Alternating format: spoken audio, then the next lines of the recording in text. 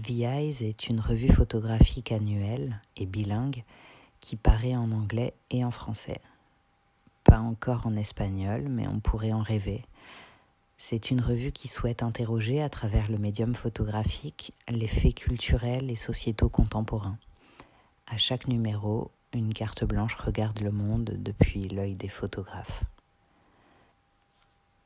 En 2020, j'ai été invitée avec Nadège Piton, commissaire d'exposition, travailleuse de l'art et performeuse, à m'emparer de la question du genre depuis le spectre de la transition, autrement dit du passage, de la traversée, du voyage d'un pôle à l'autre ou tout au long du spectre du genre, voyage dont la photographie a été le témoin au fil de son histoire et que j'ai moi-même entrepris.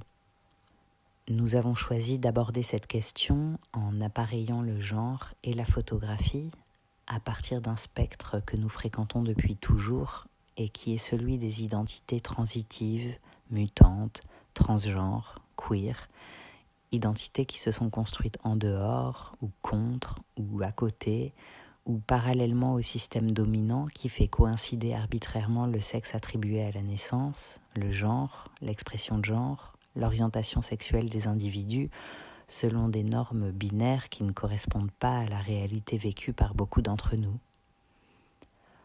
Longtemps, nos identités ont souffert d'un manque de visibilité, dont la conséquence est la silenciation de parcours de vie qui, invisibles, inaudibles, impensables, ont été réduits au secret, à l'indicible, au manque de soins, de considération.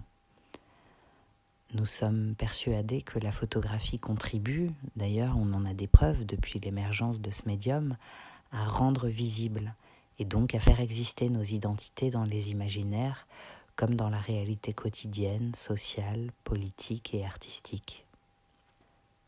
Nous avons choisi d'aborder cette carte blanche non pas en tant qu'expert ou théoricien, mais en tant qu'individu dont le parcours personnel et artistique a été et est encore directement marqué, troublé, affecté par des propositions artistiques, et notamment par des propositions photographiques qui ont fourni pour nous des représentations intimes de ces traversées. En tant qu'éditeur invité, nous n'avions droit qu'à quelques pages de texte que nous avons choisi d'organiser sous la forme d'un entretien qui prend la forme d'un récit de voyage croisé, au sein duquel nous traversons des galaxies d'artistes trans et queer, auxquels nous avons donné des noms, d'où ce terme transgalactique, photographie, genre, transition. D'ailleurs, on aurait pu ajouter le mot trouble. Le trouble, c'est un de mes mots préférés et on le retrouve dans plusieurs livres qui ont été importants pour moi, comme Trouble dans le genre de Judith Butler ou Habiter avec le trouble de Donna Haraway. Le trouble, ce n'est pas la fin, ce n'est pas quelque chose de définitif, c'est l'indéterminé, c'est le brouillard, c'est la possibilité de s'y frayer un chemin, la possibilité infinie d'inventer des nouveaux possibles. C'est tout un programme. Créer des récits à partir des cultures de résistance à la normalisation. Transféministes, travailleuses du sexe, racisées, queer, trans, des populations qui ont été privées historiquement de l'accès à la production de savoir et de représentation. Alors pour nous, faire des photos, c'est prendre la parole. C'est un acte politique d'affirmation.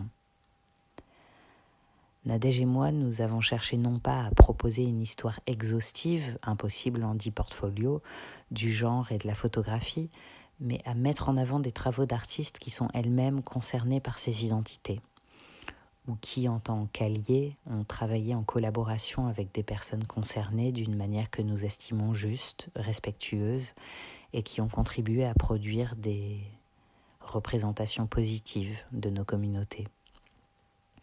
Je pense à Christer Strömholm et ses amis de Place Blanche, à David Lachapelle et Amanda Lepore, à Nan Goldin et Jimmy Paulette et Tabou, ou plus récemment à la photographe Parker Day, une sorte de Cindy Sherman du futur. Nous avons cherché à mettre en lumière des corpus photographiques qui, dans notre parcours artistique, comme dans notre vie, nous ont fascinés, accompagnés, interrogés, bouleversés, inspirés, enchantés. Notre choix s'est porté sur des récits directement issus de personnes concernées, parce que ces récits sont encore aujourd'hui souvent invisibilisés au profit d'imaginaires et de projections de personnes non concernées qui relèvent souvent davantage du fantasme et du lieu commun qu'elles n'ont à voir avec nos expériences.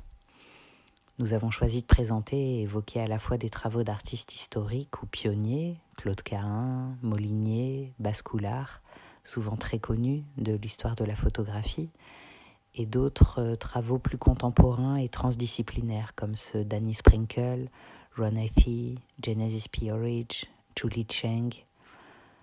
D'autres travaux aussi qui représentent une nouvelle génération d'artistes dont les travaux pulvérisent les cases des genres et des disciplines, comme Cass Hills ou Juliana Huxtable, que l'on retrouve en couverture.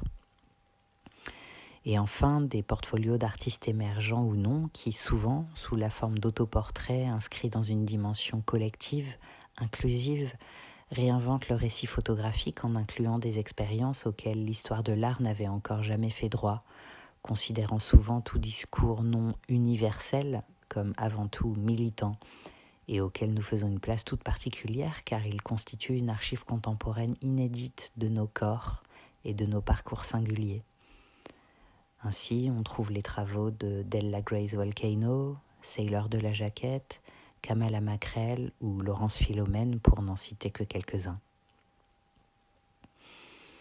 Je crois que nous vivons dans un monde où les catégories, les assignations, les concepts sont souvent figés dans une forme de binarité et sont souvent construits les uns contre les autres, hommes, femmes, masculin, féminin, queer, hétéro, cisgenre, transgenre, blanc, non blanc, etc. Le basculement ou l'effondrement de ces grandes oppositions est un des enjeux politiques queer et transféministes. Nous luttons pour une vision plus fluide du sujet politique.